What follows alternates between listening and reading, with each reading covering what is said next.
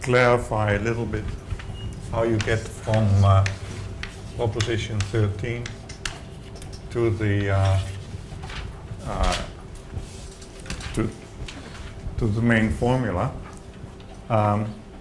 So proposition 13 said that LL, no, I better look it up before I misphrase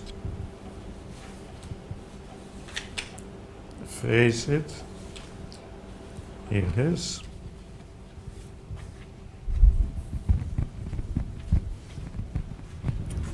Gamma dpgl1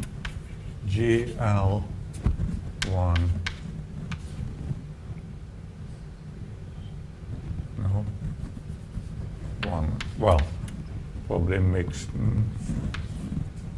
like that. This was formal, and in fact equal to that particular complex. But now that we have untwisting technology. So all this is understood as objects of appropriate derived categories. Absolutely. So this is quasi-iso.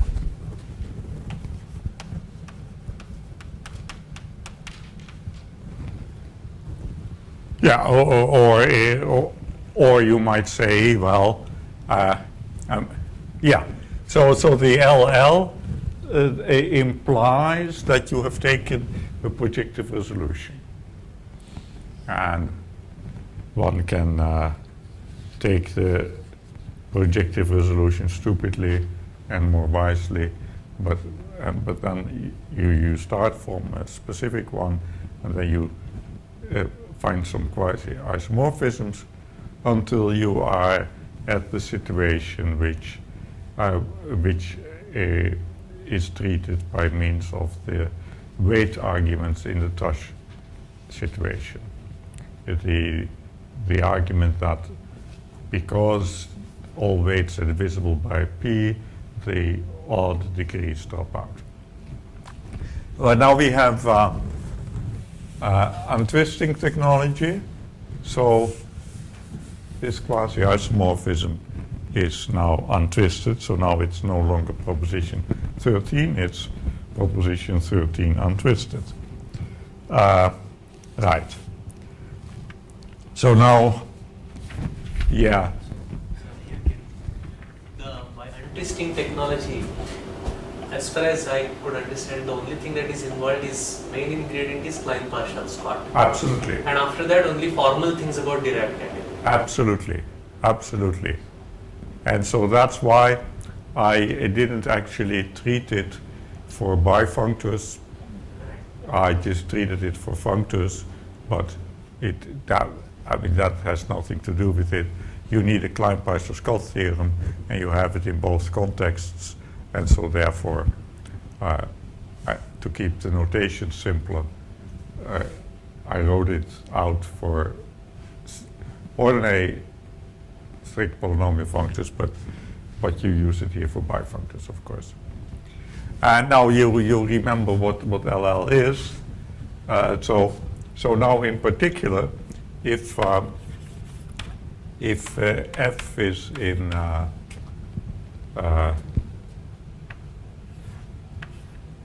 P D,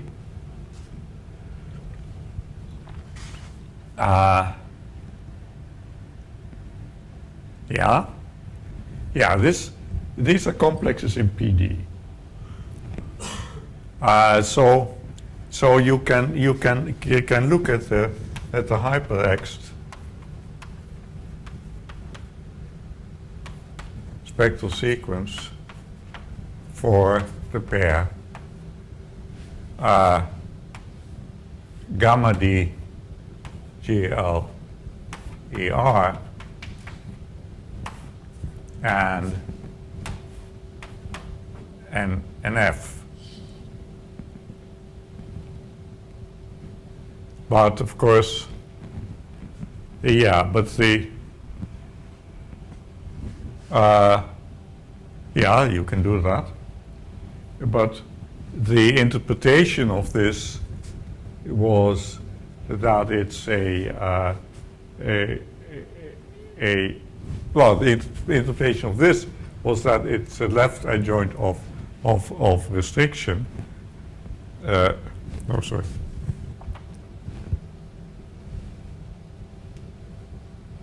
No, okay. Yeah, well, no. Sorry. So the statement was that in the derived category, this LL, yeah, so LL gamma dp GL F, this one is almost by definition the same as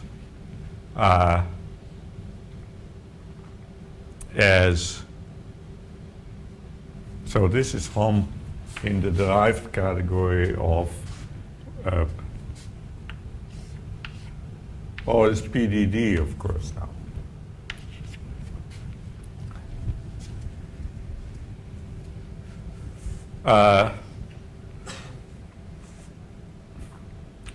In the derived category of Hom PDP dp of gamma dp GL F1.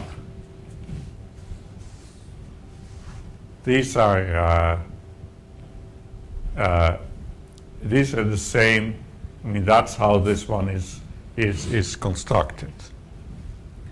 But now we take for F, we take an injective resolution, injective co-resolution, and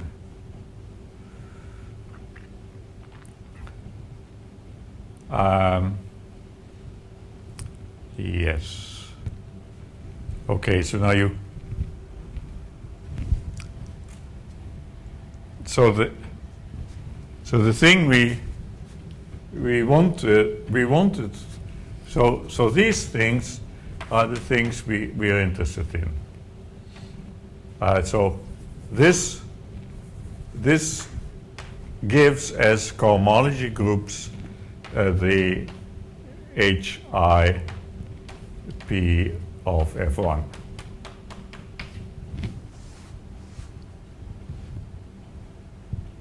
Right, that's how it worked. If you take the if you resolve F1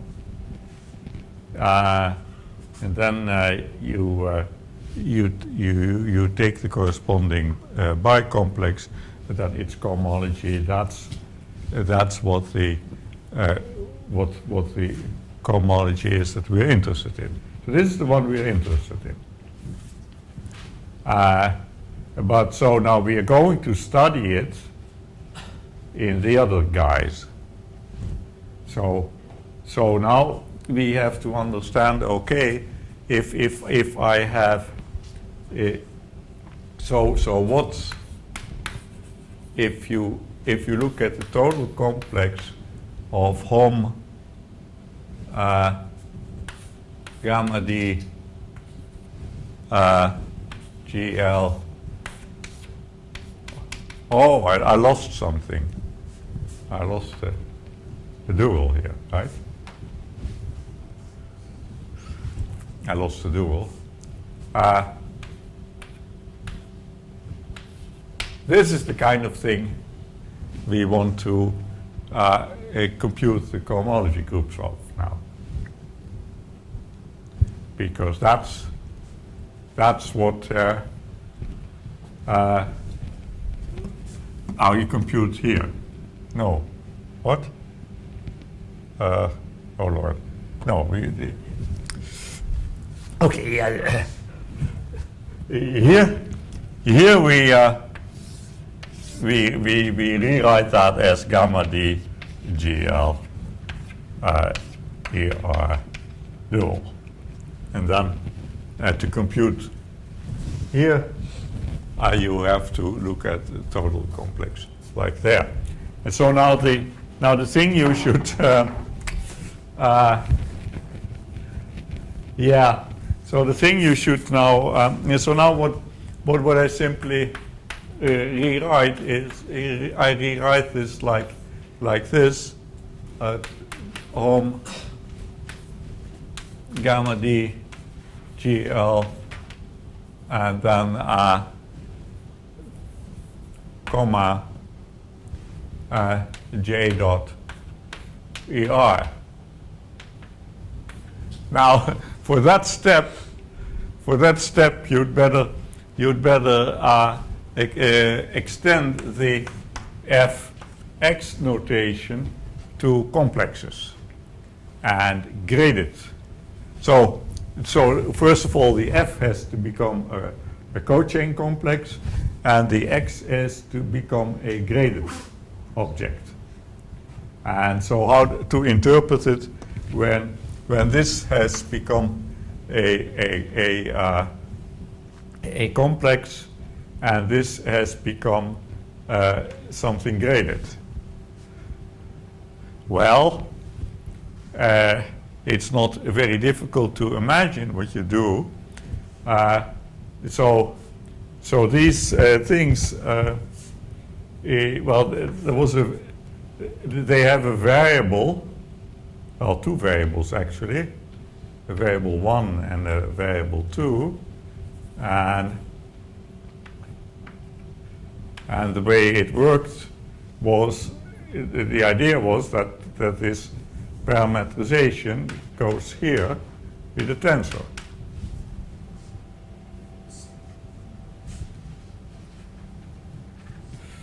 But so now,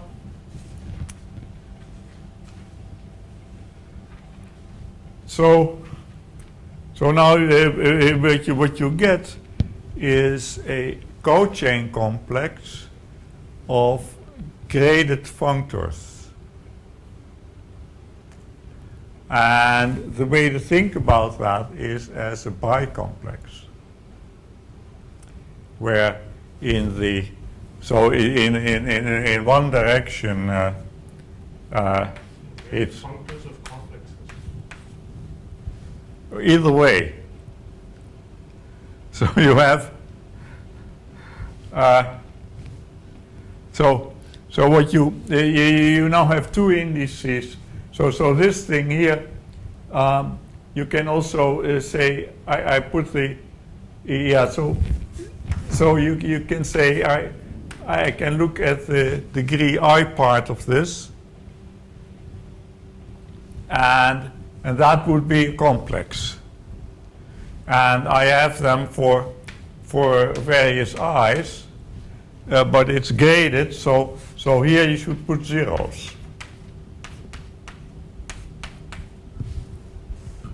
So it's a bicomplex, but you want single complexes, so what do? You take the total complex.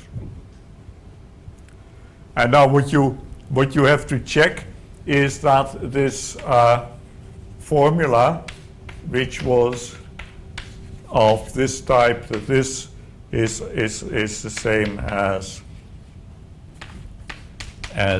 this, that kind of formula, that can be extended to a setting like that. And so, right. And then you have to convince yourself that this co-resolves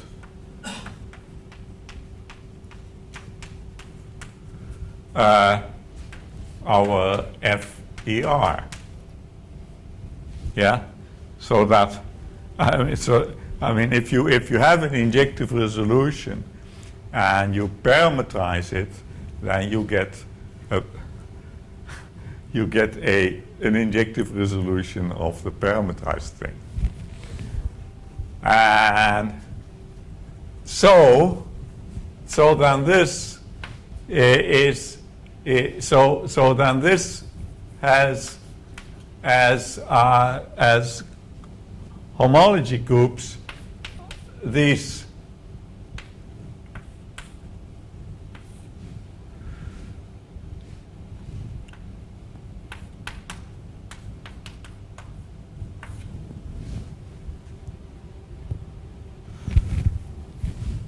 and now so the homology groups of this so you know that the homology groups, those are the things you're after. And now you just have to realize that, okay, so this passing back and forth between parametrized complex and total complex, that means that you have to take total degree here in order to get the okay, so the point is that yeah, okay, so the point is that this co-resolves that, but more better the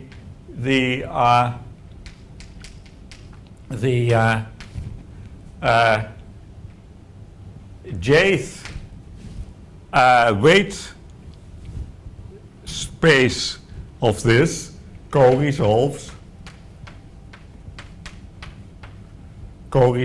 the corresponding jth weight space. I mean, this is all compatible with the GM action. So now this this complex here is just a direct sum of complexes, one for each weight. And that's why you get a direct sum. So this thing here is a direct sum of a J of the H I P F E R J, because so this thing here it becomes a direct sum over weights, and so you just the whole thing breaks up into weight spaces, and that's what the final formula tells you. Am I making sense? So that's this breaking up really happened because of the horizontal zero differentials. Absolutely. And that is really coming from the nature of ER. That's coming from, yes, that's ER is defined as being a direct sum, and there are no differentials there, and the joke is that you can so you can move the zero differentials pattern from the left hand side to the right hand side. So that's what. So the fact that you can, that if X is a graded object, no differentials in there, then you can just do this adjunction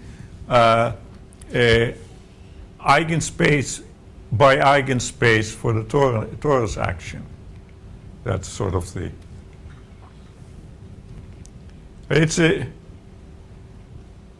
Yeah, so it's a little strange, of course. I mean, the X is itself a direct sum, but that is not how you should argue, because F is not linear.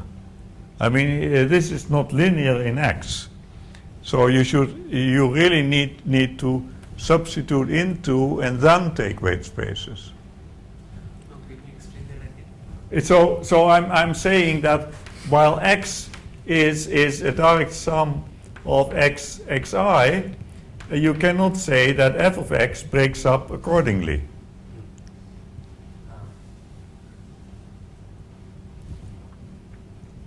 So So f of x is a direct sum of f of x I. But that's not the same. I mean, that's a different statement. It's just, it's saying twice that we have a GM action, therefore we have a direct sum.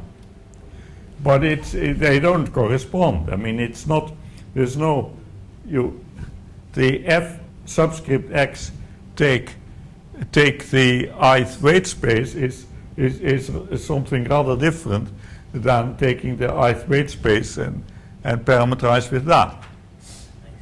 Because, well, just take an example. Take f is tensor 2, right?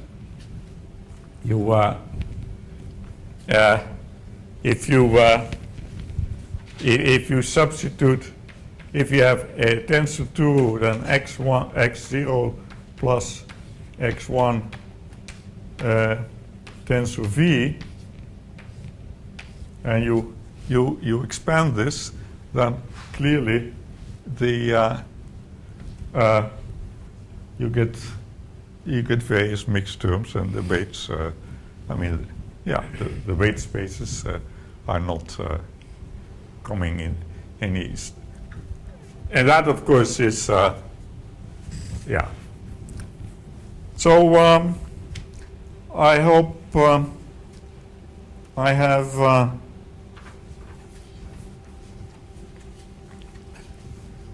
Made a little bit more visible how you get at the final formula.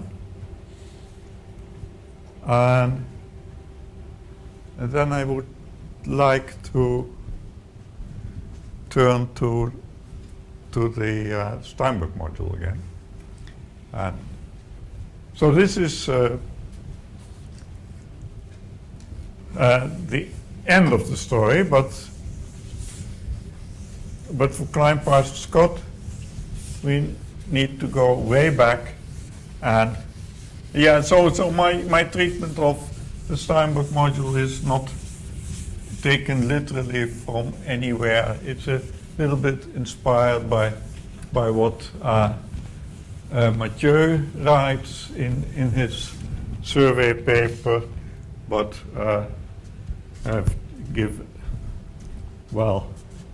I'm sort of taking my own picture.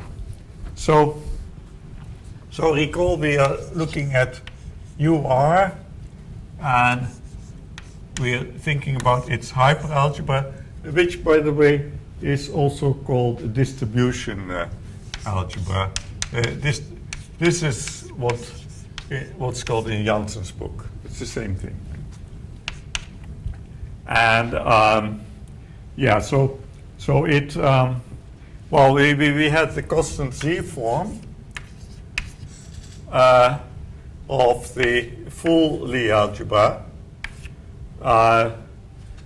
and but now we are only interested in a subalgebra of it, corresponding with the positive roots. So we are only interested in let's say I'm not good at writing a Gothic U, so I'll just underline it, and which, by the way, is the way it was done a long time ago in manuscripts, and then the instructions for the printer was to make those things Gothic. So the underlining. Anyway, so this one is generated by the X alpha n, where alpha is positive. This is not, of course, our hyperalgebra yet, because this has too many. This is infinite dimensional, no, infinite rank over the integers. To get to the hyperalgebra, we need to do two things. We need to go mod P, and we need to kill all the terms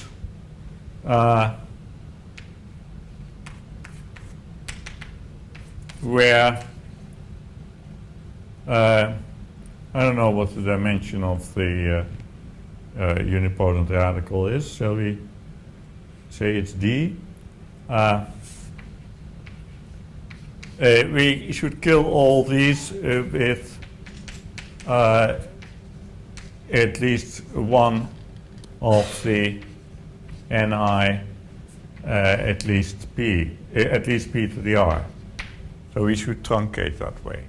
Yeah, that's how you get.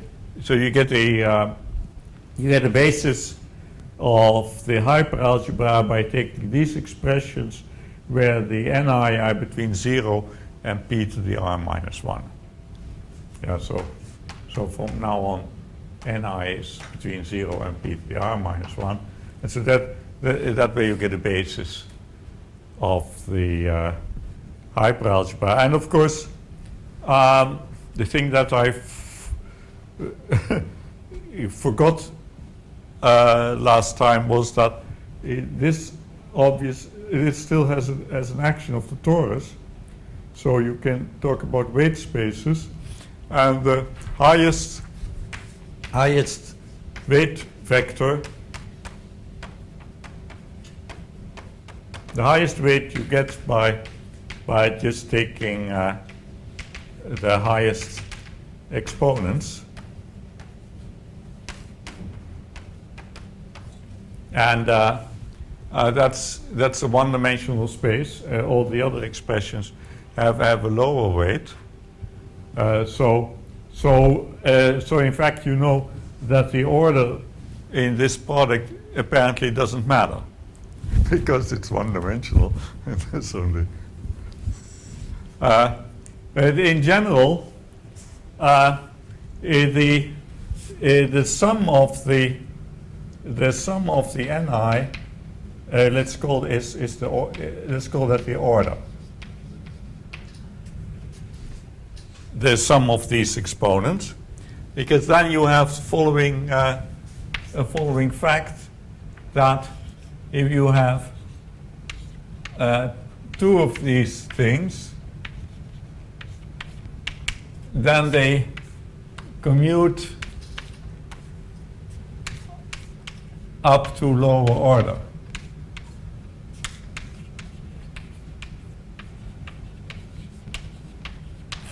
This is the basis for the Poincare-Birkhoff-Witt theorem. You can prove this, of course, all for the rational numbers. And then you know that the constant Z form is a subalgebra. And if it's true for the bigger algebra, it's still true for the subalgebra. And therefore, it's also true for the hyperalgebra. So this is something I want to use. And now the yeah, so I had this picture. So let's take SL3 again. So I had this picture of what's happening.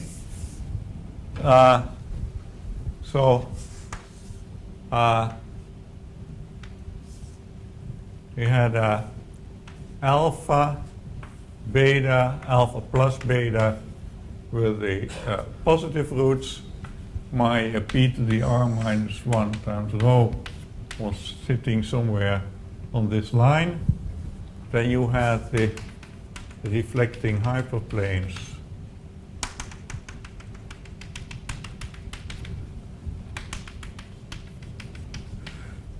Yes, so there is one such hyperplane for each positive root. My lowest weight vector is sitting in the anti-dominant chamber. It's sitting a certain distance from the walls, And that distance is exactly such that if you look at this ladder, it has p to the r minus 1 steps, and so it's like a Steinberg module for SL2. And so here we have x beta p to the r minus 1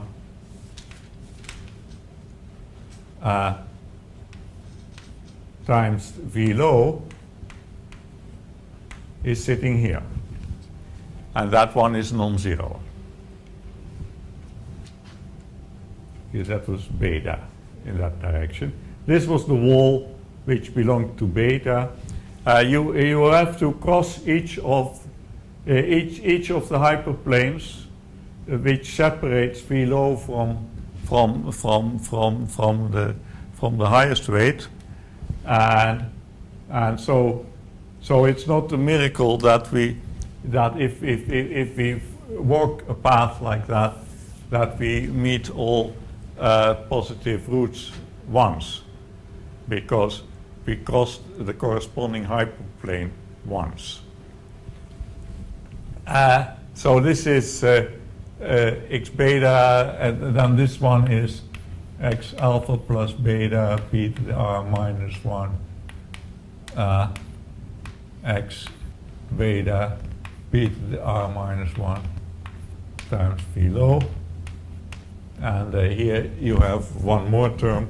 And so that means that we wish to use a normal form of, with this particular order, A, B, C. I want to use a basis which corresponds with that particular path. Often this is being told in terms of a reduced expression for the longest element of the well group. It is not the way it's being described here. So first you have a reflection which corresponds with a simple root, but then the next reflection didn't correspond with a simple root, but with another root. But if you, that's because I'm post-composing. If you're pre-composing, then you would be using a simple root. So here's the story. If you have a chamber, you can label the walls. Say the antidominant chamber, I label the walls by the nodes of the Dynkin diagram. This is number 2. This is number 1, and then this labeling you continue by reflecting. So then this would be 1 again, and this would be 2 again, and so my path is the 2, 1, 2 path. In higher dimensions, it gets more complicated. The expressions get more complicated, but it's the same story. Okay, so now what is it I want to claim?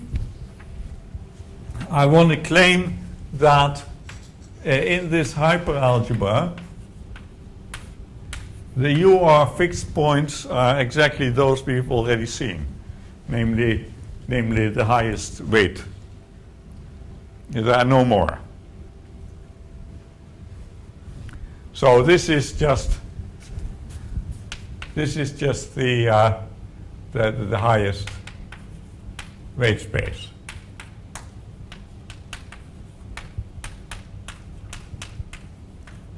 That's the claim.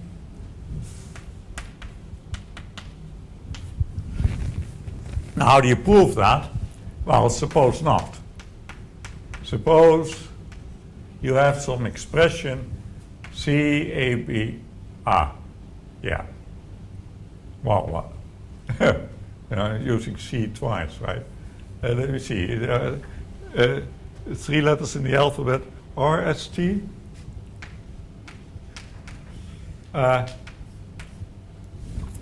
Alpha comes first.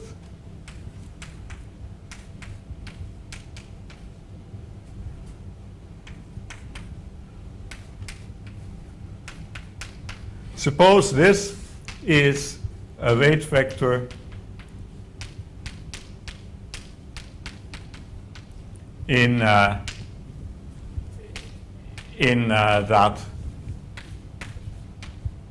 fixed point space. That fixed point space is, of course, invariant under the torus, so it's a direct sum of weight spaces. So if I want to know if there's more than what I have already found, I may restrict attention to a weight vector. Yeah, and so so the now, okay. Now this has this is an expression, and in this expression there is a term whose order is highest. Okay, say say the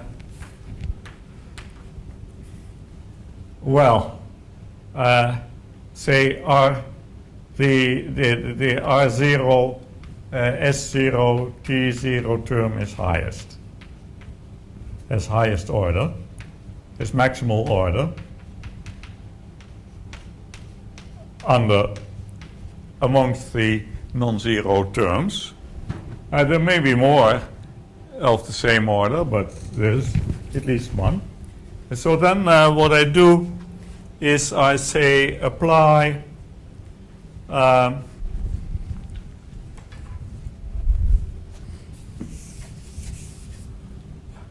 apply the following element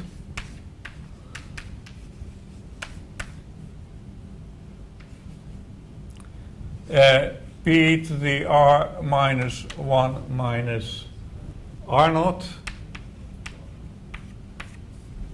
p to the r minus 1 minus s naught, p to the r minus 1 minus t naught. Then what do I get? I get x alpha to the p to the r minus 1 minus r naught times x alpha r naught, x alpha plus beta p to the r minus 1 minus s naught, x alpha plus beta s naught, and then x beta p to the r minus 1 minus t naught, x beta t naught, plus lower order terms.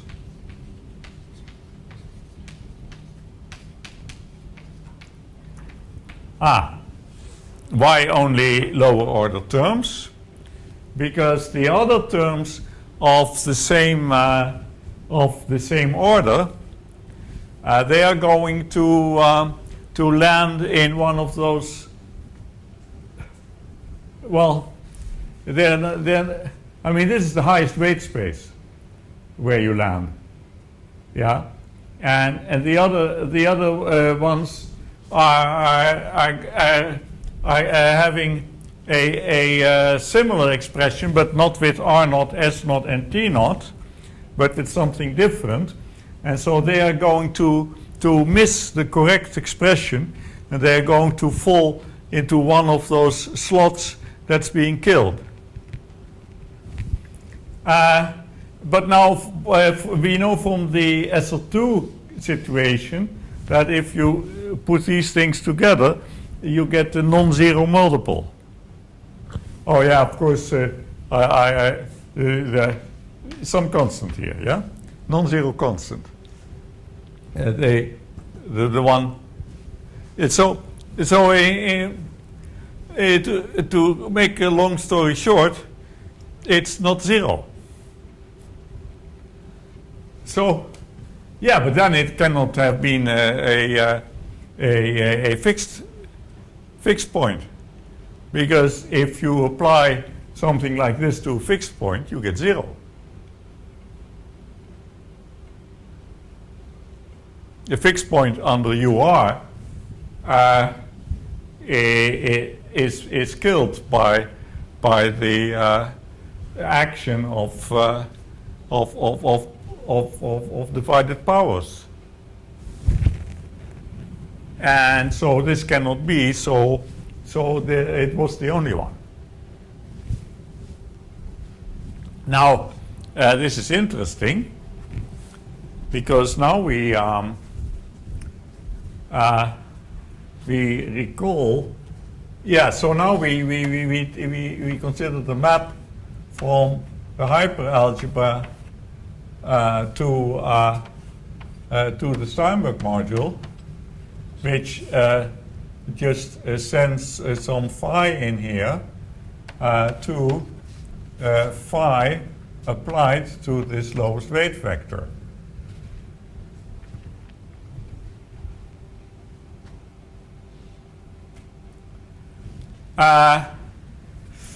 Now, this is a linear map for of modules for the hyperalgebra. This is yeah. I mean the way that I mean this thing here was a left module for the hyperalgebra, and here I'm just having a left module map, right? But now, so now what can be the kernel? Well, the kernel must be a direct sum of weight spaces, and the highest weight space of the kernel must consist of invariance. But we know that this one doesn't kill V-low. So this one is not in the kernel. That means there is no room for the kernel. The kernel can't be non-zero because it doesn't intersect the only place where you have invariance. And if the kernel it was non-zero, it also contained invariance, because every module for the hyperalgebra that's non-zero has invariance somewhere, because these axes, they act nilpotently. I mean the height goes up, the height of the weight goes up as you act. So this is injective, and that's one of the key theorems. Now, why is it surjective? So the dimension of this thing is clear. The dimension is p to the r to the power d, where d was the number of positive roots. Yeah, that's the dimension here. So we have to convince ourselves that that one also has that dimension. Then we are done. Then we have all the properties of Steinberg modules that we needed, I think. See, we have checked what the okay. So once you know that this is an isomorphism, you also know, of course, what the invariants in the Steinberg module are. They're the same as over here, and here we have determined what they are. We can kiss it as a module for the hyperalgebra. They are now the same. So this is just one-dimensional. Okay, so we must understand the dimension. Now there is the dimension formula says that the dimension of a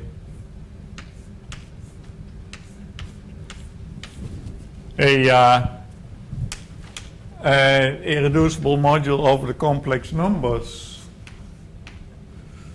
of highest weight lambda is given by product alpha positive lambda plus rho dot product or inner product, whatever you want to call it, with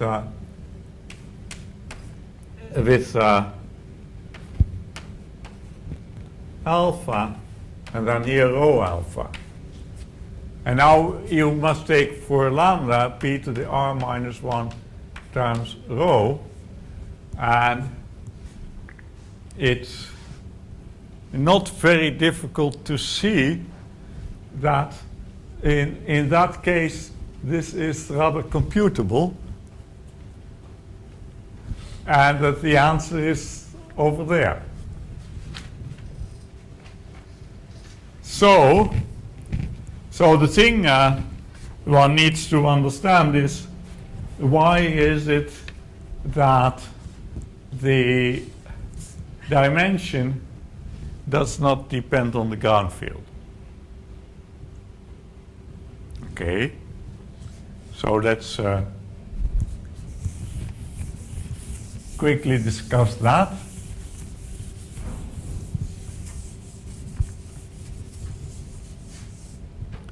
Well, the point is that this G mod B flag variety, it also makes sense with the base ring integers, and this is a projective scheme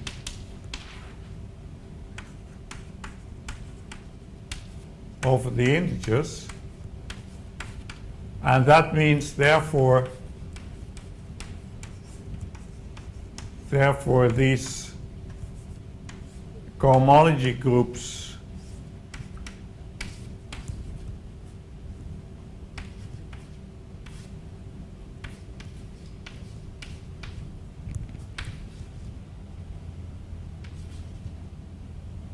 K is now Z. These cohomology groups, which are the analogs, they are finitely generated Z modules for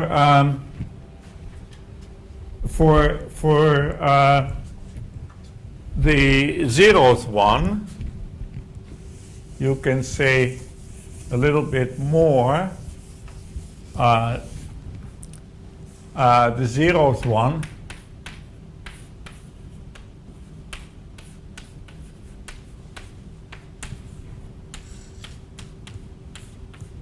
this one, which is the same as induction from B to G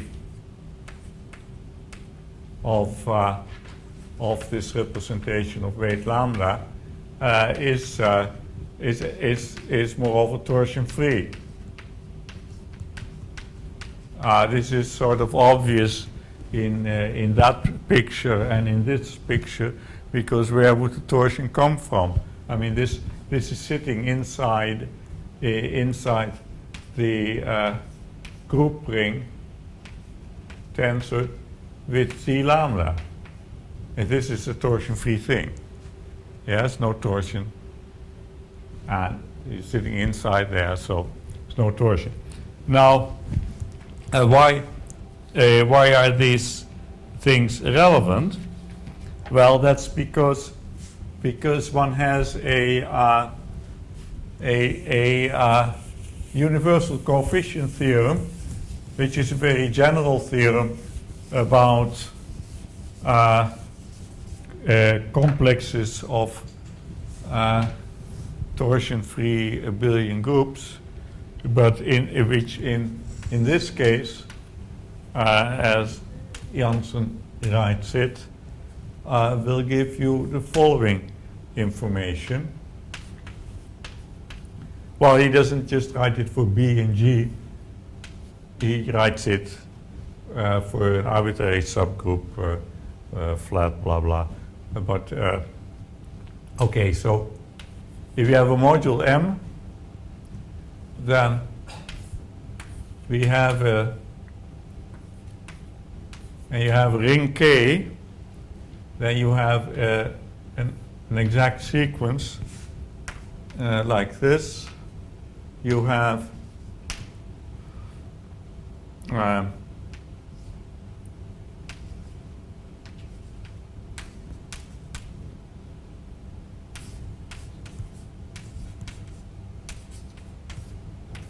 then the next term is a Tor, or a Tor 1. I mean,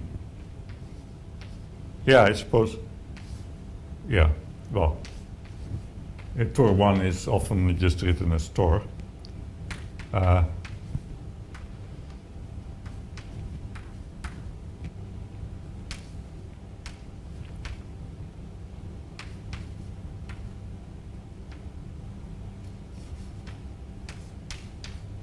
So you have a short exact sequence like that.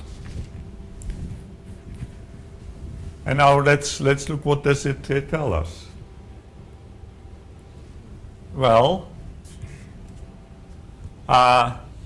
yeah, so what we do is we take our dominant weight, and we take for M the corresponding representation, and then this thing vanishes by Kempf for n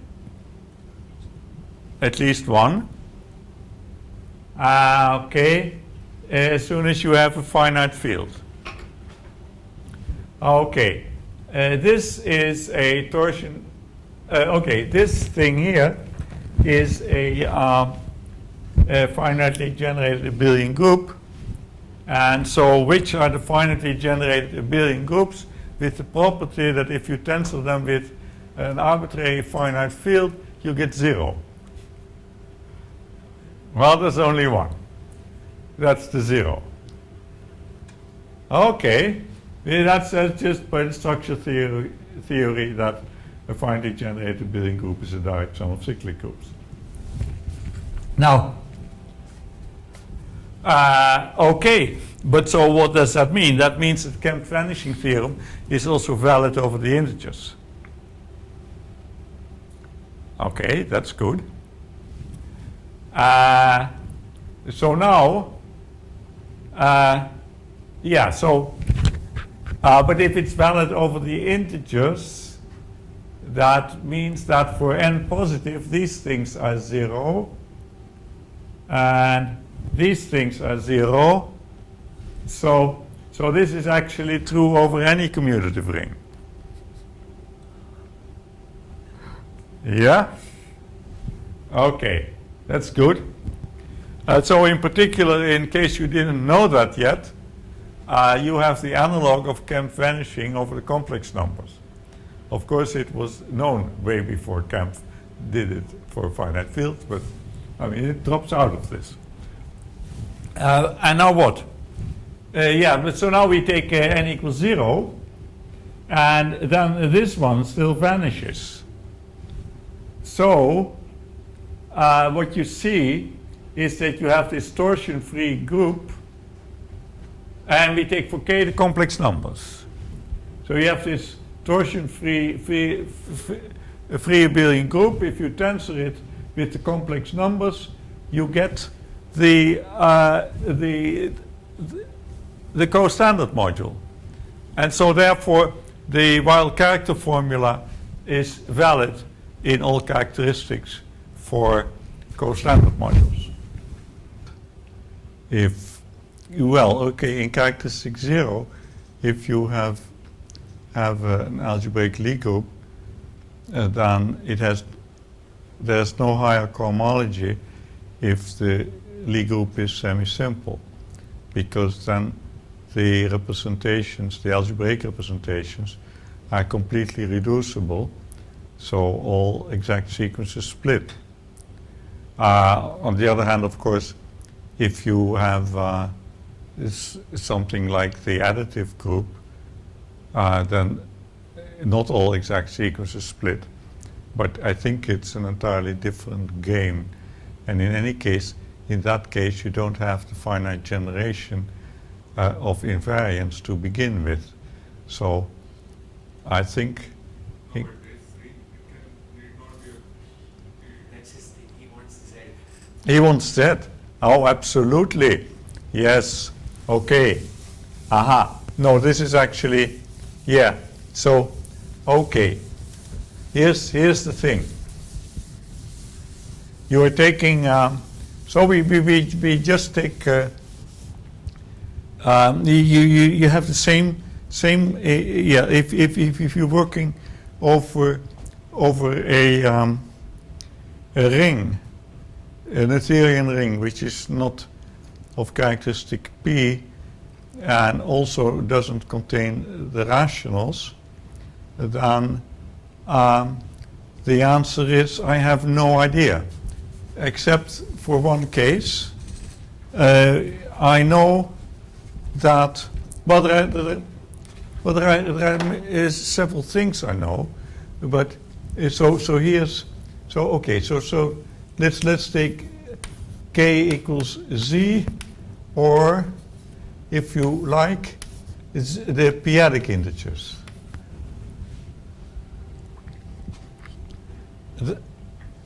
Why not? And it's an Euclidean ring, right? And now I know that and G is still GLM.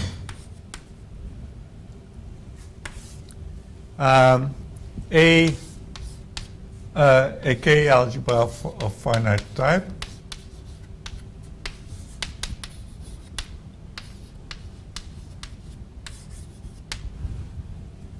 Then I know that this thing here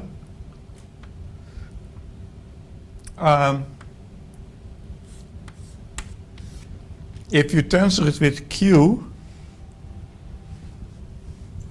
yeah, so I know that these vanish because basically if you tensor with Q, you could take the Q inside and you have things like if you have an algebra K and you have some K algebra A, then if you compare the Hochschild complex for this one and the Hochschild complex for this one, then you notice they are the same. So the upshot is that on the groups scheme side, the base ring doesn't really matter. The base ring doesn't really matter. But so and of course when you have when you put Q here, then you're in the situation where you have complete reducibility. So the problem is apart from H0, is torsion.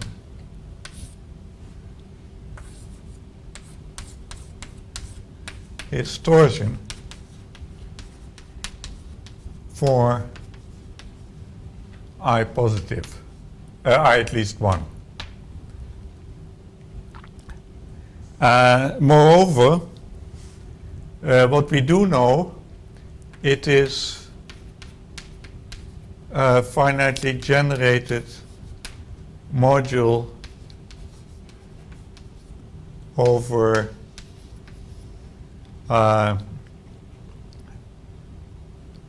the fixed point ring.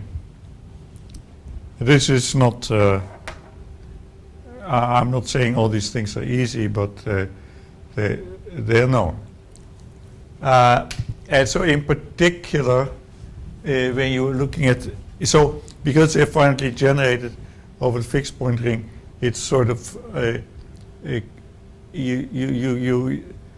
well, you decompose them according to primary components, and so what you show is that it really is it suffices really to think about a case like that. Well, let's not take this case. It's only harder than that one. I mean, you show that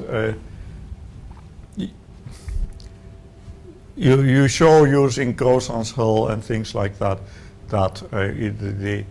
there are only finitely many primes that can be involved, and so you just go local and you separate the problem. But so now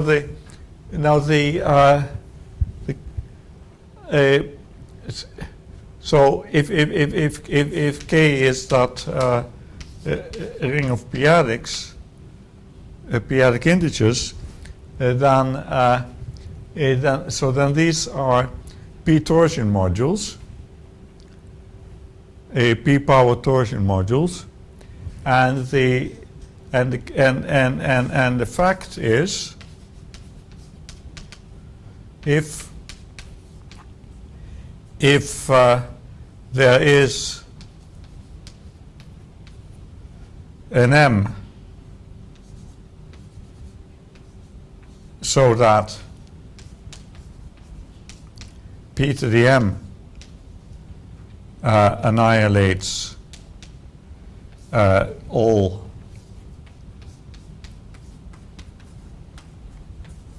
the higher cohomology groups, then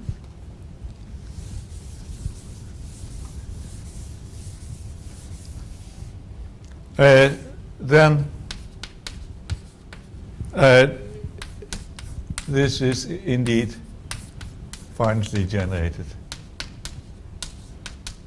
K algebra.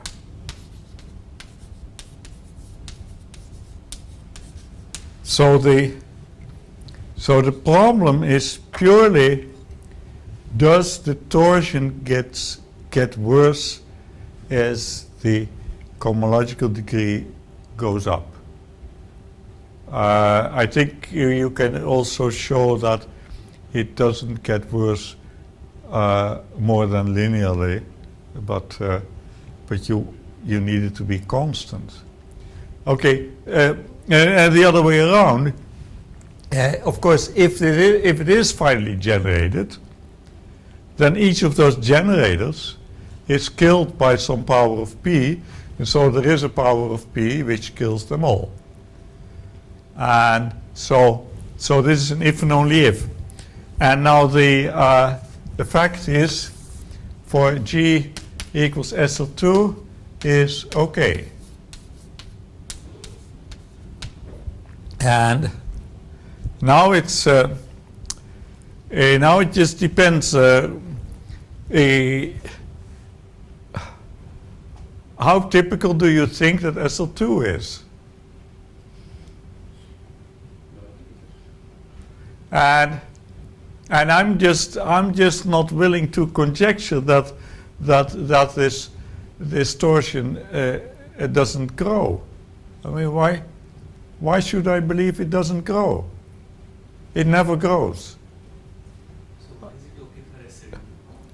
Well, it's okay for SL2 for the silly reason that one can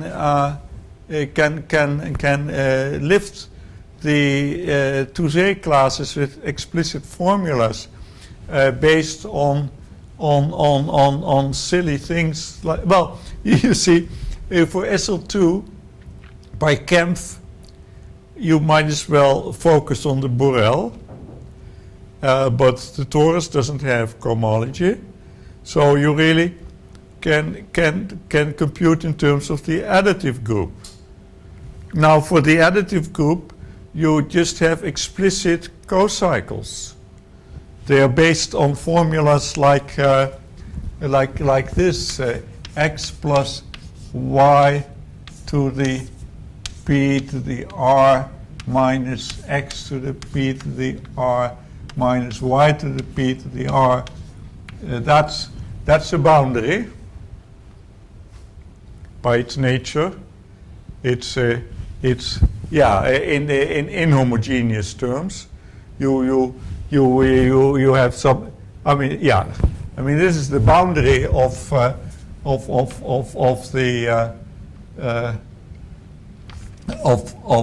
of this thing, right?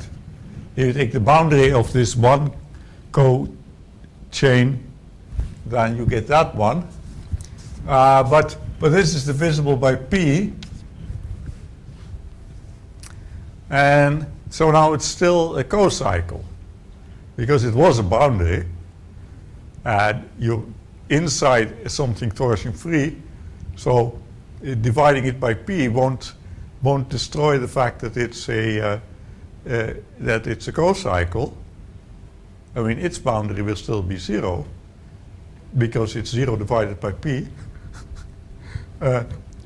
So this is an explicit co-cycle for the additive group over the integers, and you check that co-cycle takes over the role of the Touset classes, and therefore you can sort of lift enough of the reasoning mod p to the integers, and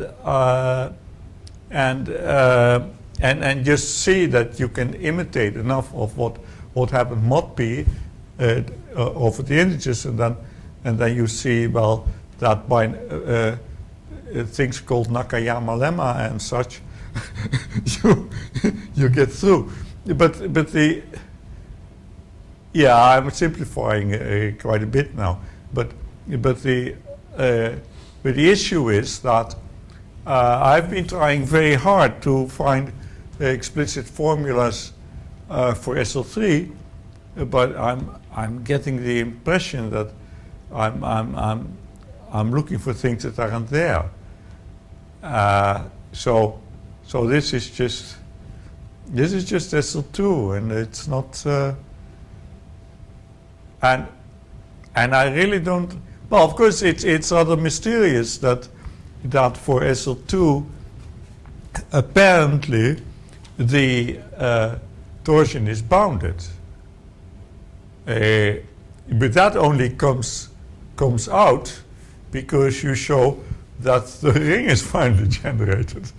But I mean, you're not proving directly that the torsion is bounded. So one would like to understand more about that torsion, and I simply don't. And so an interesting project could be to.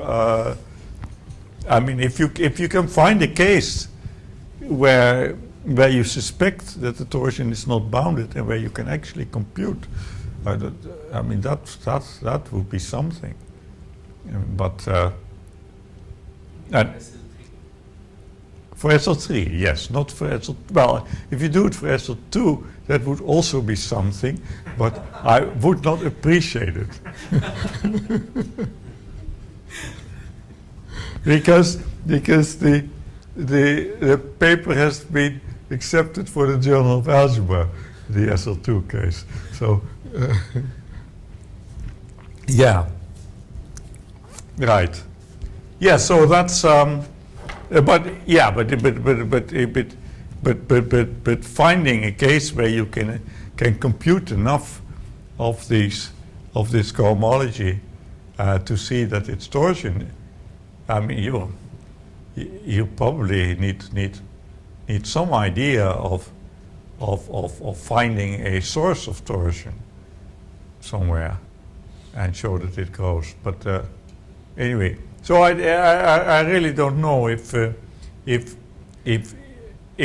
of course it may be true over the integers, and so if it's true over the p-adics, then it's also true over the integers, because, well, yeah, I mean, this the p-adics at some completion of a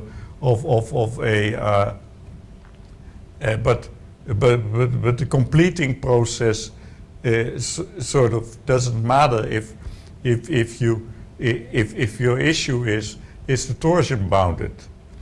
I mean, if the torsion is bounded over the completion, then it was bounded to begin with. I mean, that kind of argument I can. I have notes in Utrecht which seem to support that statement. But the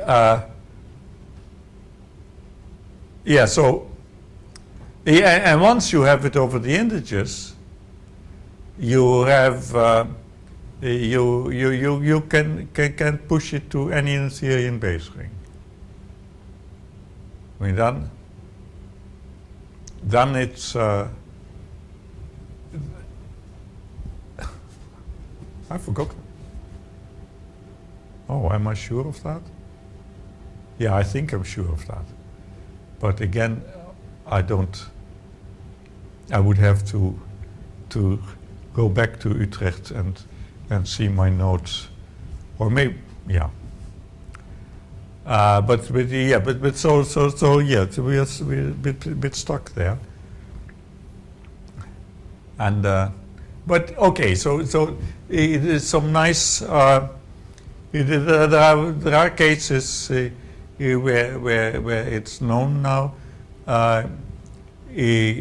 So if you have an Noetherian ring which contains a finite subring, then it's okay. So that generalizes the fact. So that generalizes the case of fields of characteristic P. I mean, you only and now you can of course guess why the finite subring helps, because the finite subring Z mod n limits the torsion to n torsion. It keeps the torsion bounded, and so the only issue is this torsion that we don't.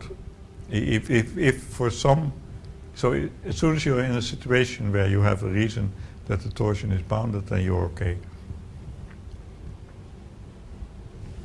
So, Does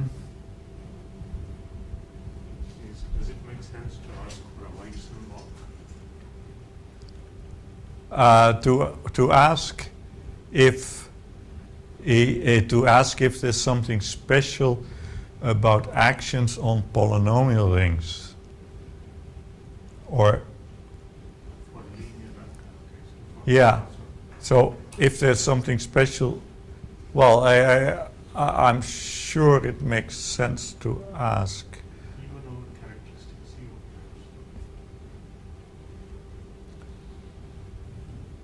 zero. Yeah, maybe one could. Okay, so then I would more generally. Oh.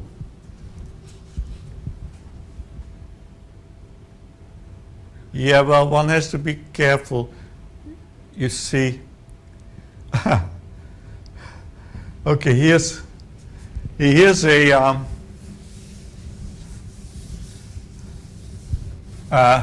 warning.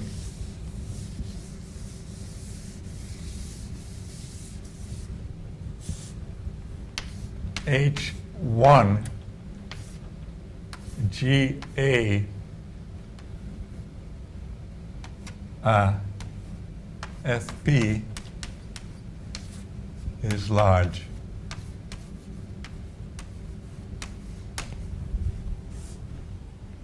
Because what is it? It's the homomorphisms of algebraic groups from GA to GA over FP, and all the Frobenius maps are in there. All the iterated Frobenius maps are in there. And so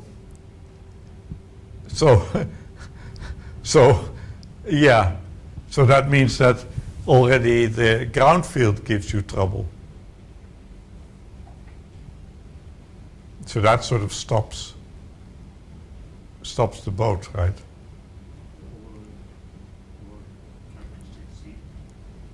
Oh no. Okay, sorry. You were asking characteristic 0. Yes. Okay. So in characteristic P, there's no chance. But okay. So let's say there is this theorem of Grosjean's.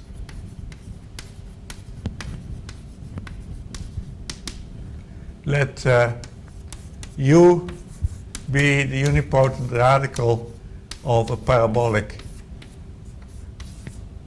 subgroup in reductive G.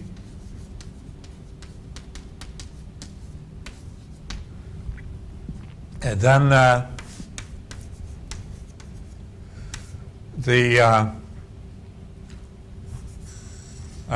if A is a finitely generated algebra with G action,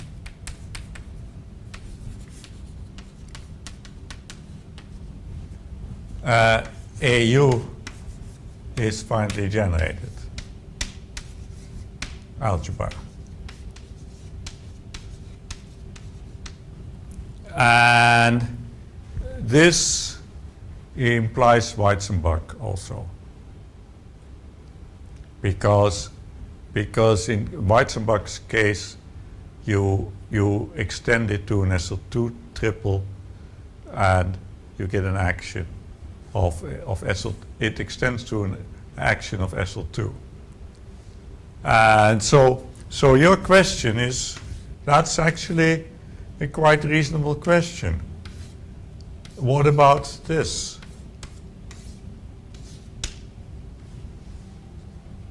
Aha. Well, one would need to try some examples.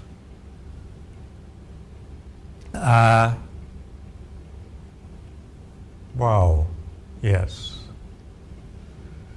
You know that as soon as you take T fixed points, it's going to be finitely generated, because then it's the B cohomology. So we know that this one is finitely generated. Oh yeah, no, okay. So I was thinking again that P is B. Yeah. But yeah, so in characteristic 0. So over C. Yeah, that's it. It's something that might be worth looking at. There's no reason. Yeah, you.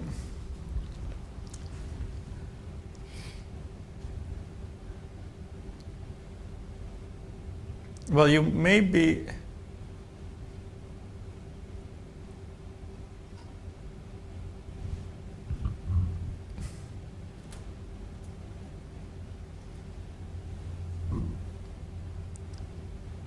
Yeah, so I wonder if you can reduce to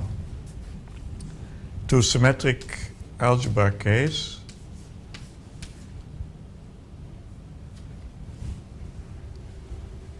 Because yeah, for the problem of invariance, you can reduce to a symmetric algebra case. That's one of the steps in Nagada's proof of Mumford's conjecture. So let me quickly tell how that goes, is that sort of cute. And it's also a bit too well hidden in the exposition of Springer of Nagada's proof. Springer has this, he gave this course on invariant theory for not very advanced students, so he had to explain everything in very basic terms, and so that makes his exposition of Nagada's proof in the lecture notes of mathematics ideal to, if you want to see if it also works over other rings. And you see immediately, yes, it does, because it's all told at a level that you can just see line for line what's going on. But that's an aside. So let's say, so suppose we try to prove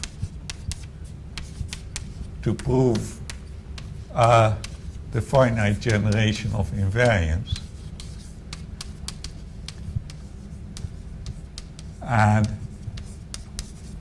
and suppose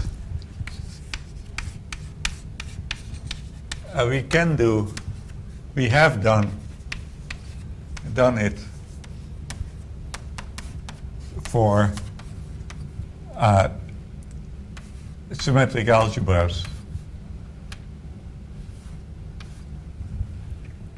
So where G, of course, acts on V and correspondingly on that.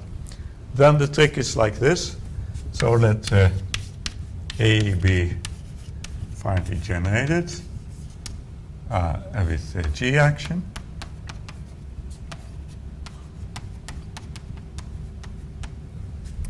Now you choose a G submodule V of A that generates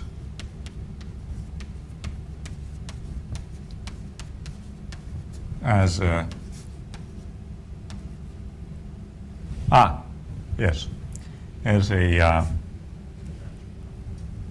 as an algebra. Okay, the context in Nagada's argument is an arbitrary base field, so we cannot use surjectivity of taking invariance, and so that's good because I want to look at U where you don't have that. But so it uses submodule. Then of course you have this map. And if you had surjectivity of invariance, you would be done. Yeah. But now you do the following. You say, well, this symmetric algebra, it's graded, but therefore also filtered. So you just and you make this a map of filtered algebras by putting A at most I is the image of the sum of degree at most I of SDV. So now we have filtered A. And this is an increasing filtration. And so we have this restring. Restring is the sum of the TI A at most I sitting inside AT. Remember? Okay. And oh no, I'm sorry. I'm sorry. This is not. They've done it for graded case, graded rings.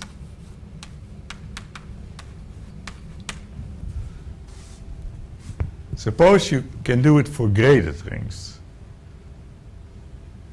That was I made a mistake. Because now I want to say, okay, so for this this script A, that one's graded.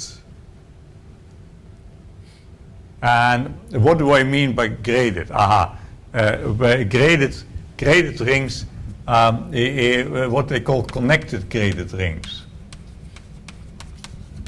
That means that the degree 0 is k. So the ground ring is the only thing that sits in degree 0. I mean, otherwise it's not a condition to be graded. You could just put everything in degree 0, right? I mean, that wouldn't be fair. Okay. And so now we have this this map. T goes to 1, or A to A. And now the claim is that that one is surjective on invariance.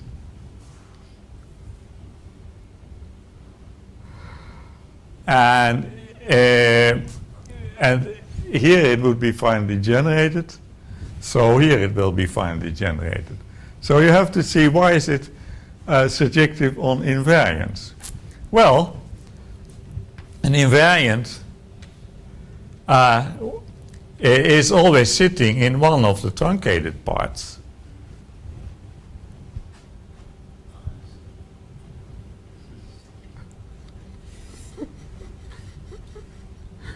And on Ti AI, you must have the corresponding invariant.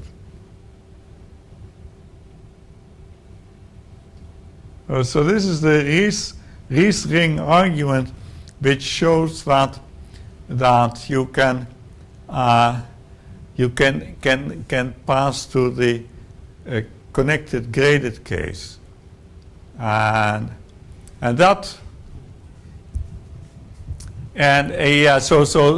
so in some sense you have projectivized the problem. In any case, this is the so, and then Nagata proceeds to study actions on graded algebras, and then he needs the hypothesis from Mumford's conjecture that geometric reductivity holds, whatever that means, and then it goes on. But this here might be, so this suggests that an important case would be to take A graded, connected graded. Say A connected graded.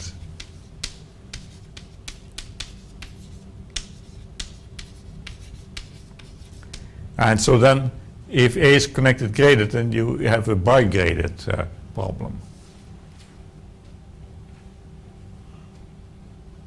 And I think the it's not but of course you may first want to simply look at the case of symmetric algebras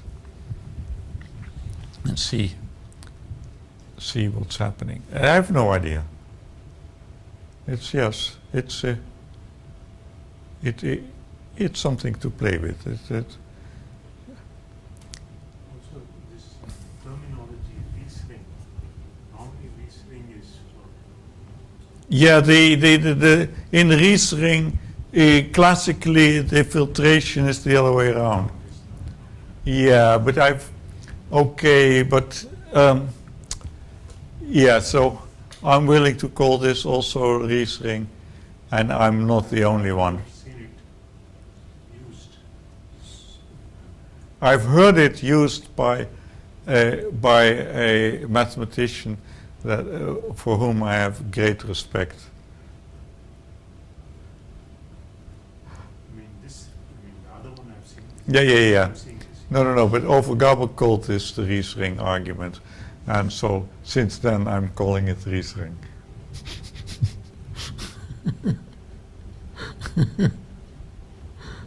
But yeah, well, I mean, it's, yeah, of course it's, no, but yeah, but it has, the way you use it, you use this Riesling and the other Riesling, they have a lot in common, so.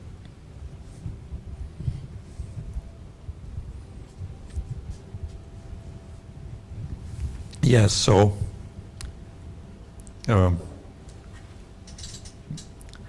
I Gilbert is a big hand.